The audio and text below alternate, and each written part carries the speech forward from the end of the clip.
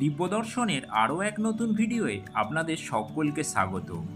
আমি অয়ন, আর আজ আপনাদেরকে দর্শন করাবো এই শ্রাবণের শেষ সোমবারে তারকেশ্বর মন্দিরে বাবার মাথায় জল ঢালার সেই বিশেষ মুহূর্ত, এবং সাথে দেখাবো কিভাবে সমস্ত জলযাত্রীরা শেওড়াফুলি নিমাই তীর্থ ঘাট থেকে জল তুলে দীর্ঘ 35 থেকে 36 কিলোমিটার পথ পায়ে হেঁটে এই তারকেশ্বরে মন্দিরে এসে পৌঁছাচ্ছে।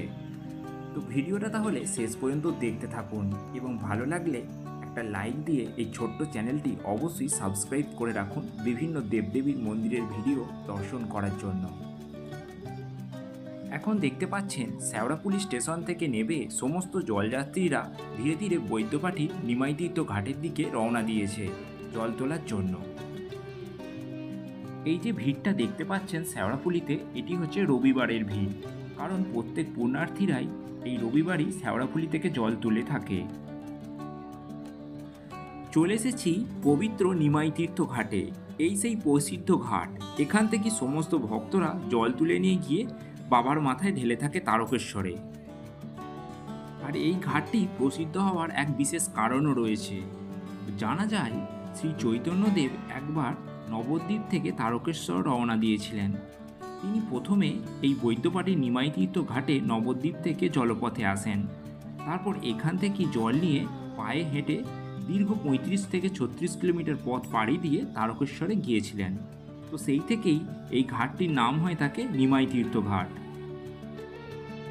এই ঘাটের পাশেই রয়েছে শ্রী নিমাই গৌড়ীয় মঠ।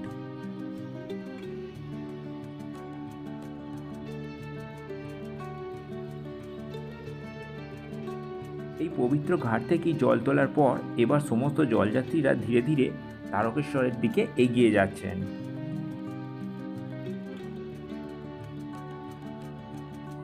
এই শ্রাবণ মাসের অন্যান্য সোমবারের মতোই এই শেষ সোমবারে যে তারকেশ্বর মন্দিরে কতটা পরিমাণ ভিড় হতে চলেছে তা এই শেওড়াফুলির ভিড়টা দেখলেই বোঝা যাচ্ছে।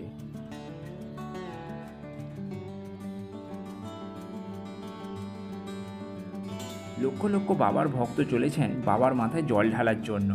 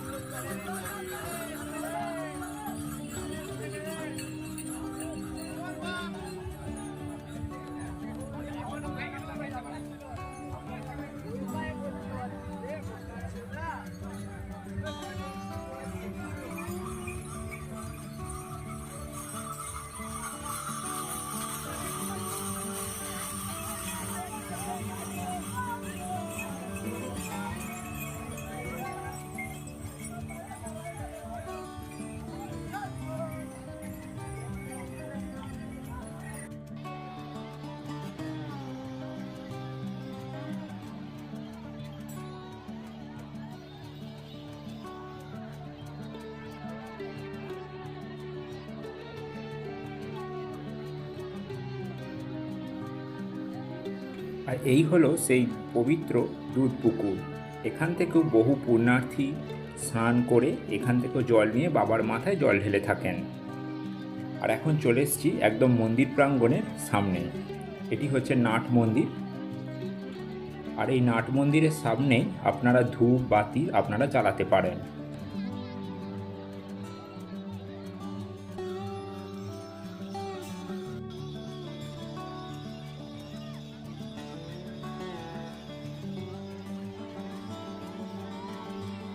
আর আপনারা এখন দেখতে পাচ্ছেন বাবার মাথায় জল ঢালার সেই বিশেষ মুহূর্তটি। আর এখানে দেখুন ভক্তের শুধু ভিড়টা।